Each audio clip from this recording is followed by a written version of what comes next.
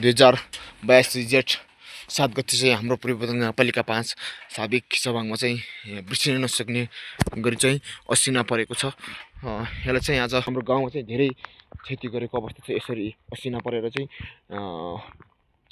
खेतमा लगाएको मकैदेखि लाएर रुख बिरुवाहरू सबैको नष्ट बनाएको छ। यसरी सागको चाहिँ नष्ट बनाएको छ र मकै औरेको थियो, मकैमा पनि यस्तो छ, खेतमा यस्तो छ। लगभग असिना चाहिँ ठुलै परेको छ।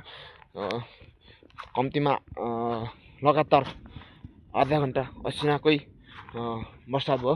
बिहान ठ्याक 5 बजे 4:30 देखि 5 बजीसम्म चाहिँ असिना परेको छ। त्यसैले यहाँ धेरै क्षति गरेको छ। अरू ठाउँमा परेको छैन, यो हाम्रो गाउँमा परेको छ।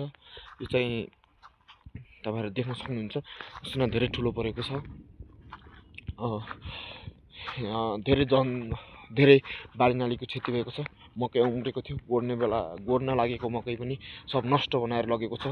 यस्तो बनाइदिएको छ, तपाईहरुले देख्न सक्नुहुन्छ। मकै नै छैन खेतमा। रुख बिरुवाहरू, यस्तो घाँसहरू हेर्न नसक्ने अवस्था भइरहेको छ। यहाँ असिना परेर फेरि पर्नी पर्ला जस्तो छ। कम्तीमा असिना हेर्नुस्, एउटा नुनको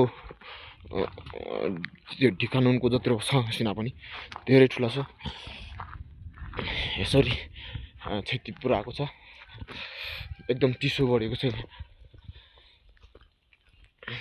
यसरी रुख बिरुवाहरू, यसरी पातहरू यसरी झार्दिएको छ। असिनाले एकदम क्षतिग्रस्त भएको छ। असिनाले गर्दाखेरि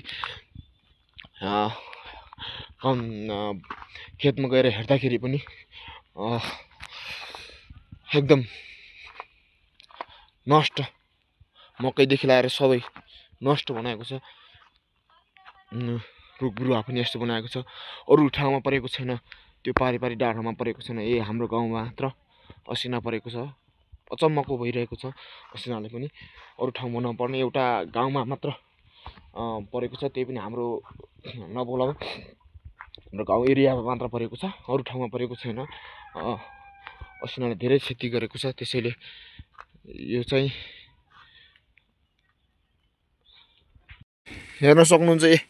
यस असिनाले जग चाहिँ यस्तो बनाइदिएको छ।